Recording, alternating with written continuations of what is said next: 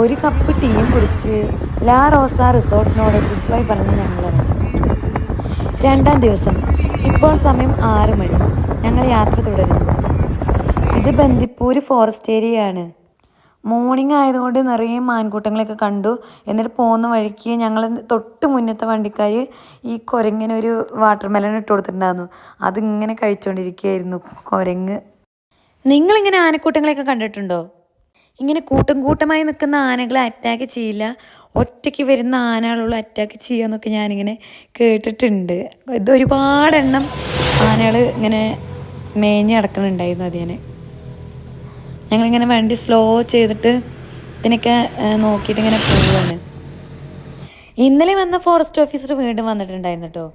അദ്ദേഹം ഇന്നലെ പറഞ്ഞ അതേ നിർദ്ദേശങ്ങളും പിന്നെ എൻട്രി ഫീയും മേടിച്ചിട്ട് ഞങ്ങളെ കടത്തി വിട്ടു. ഇതിനിടയ്ക്ക് ഞങ്ങൾ കാട്ടുപോത്തിനെയും കണ്ടിട്ടുണ്ടായിരുന്നു. പക്ഷെ അതിൻ്റെ വീഡിയോ എടുക്കാൻ പറ്റില്ല. അത് പെട്ടെന്ന് അങ്ങോട്ട് പോവുകയും ചെയ്തു. കർണാടകയിലോട്ട് കടന്നതും നിറച്ച് സൺഫ്ലവർ ഗാർഡൻസ് ഉണ്ടായിരുന്നു. നമുക്ക് അതിനകത്ത് എൻജോയ് ചെയ്യണമെന്ന് വെച്ചാൽ 50 റുപ്പീസാണ് അവർ പറയണത്.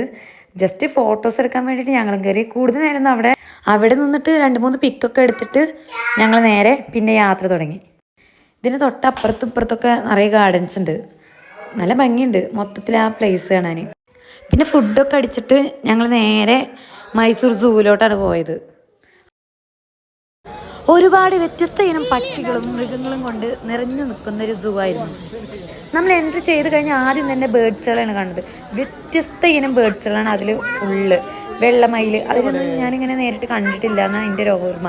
പക്ഷെ അവിടെ വെള്ളമയിൽ, വേഴാമ്പൽ, മറ്റേ പഞ്ചവർണ്ണ തത്താങ്, അതിൻ്റെയൊക്കെ പല ഐറ്റംസും ആ സൂവിൽ കണ്ടു. എന്നിട്ട് നമ്മൾ പക്ഷികളെ കണ്ടു കഴിഞ്ഞിട്ട് പിന്നെ നേരെ മൃഗങ്ങളിലേക്കാണ്.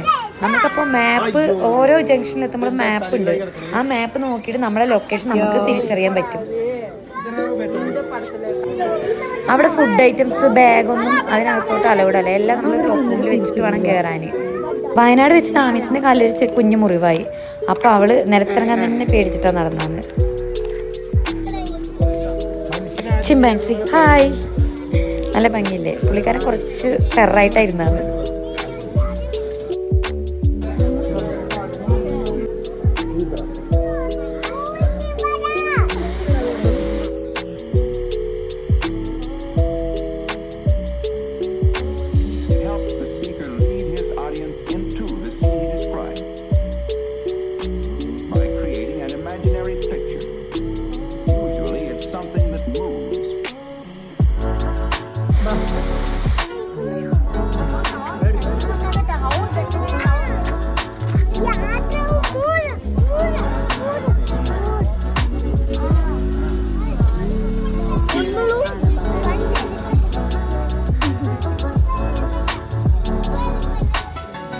എനിക്ക് കൂട്ടത്തിൽ ഇവനെയാണ് കൂടുതലായിട്ടും ഇഷ്ടപ്പെട്ടത്. കാരണം ഇവനാണ് നമ്മളെ അടുത്ത് റെസ്പോണ്ട് ചെയ്ത ഒരേ ഒരാൾ. ഹായൊക്കെ തന്നായിരുന്നു.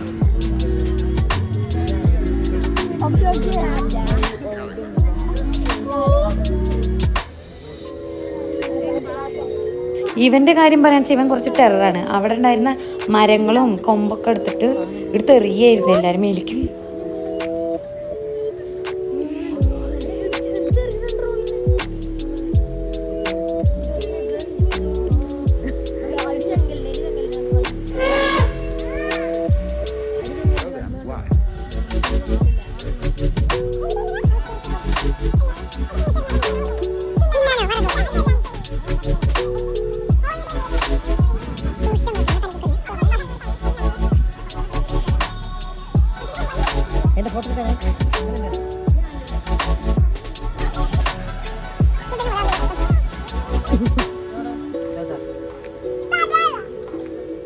ആമി ആമി ആമി ആമി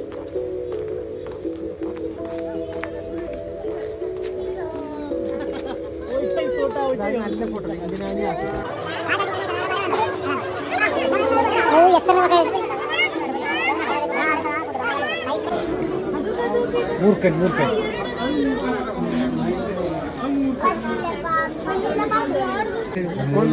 പോയിക്ക ഒന്നൊന്നല്ല അവിടെ.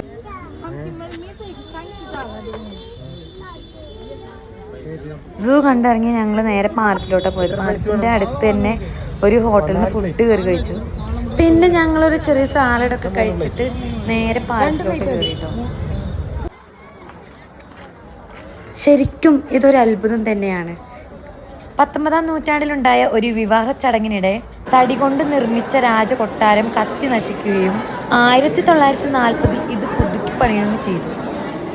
എന്തായാലും അതിശയിച്ചു പോവും ഇവിടുത്തെ ആർക്കിടെക്ചറൽ സൃഷ്ടികൾ കണ്ടാൽ.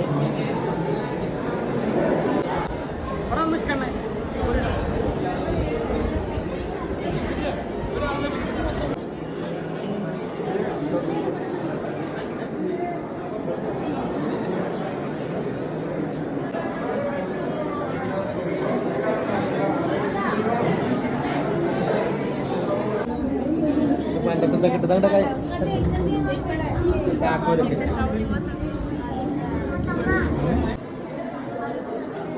വീഡിയോ ഇഷ്ടമായെങ്കിൽ ലൈക്ക് ചെയ്യുക. Thanks for watching.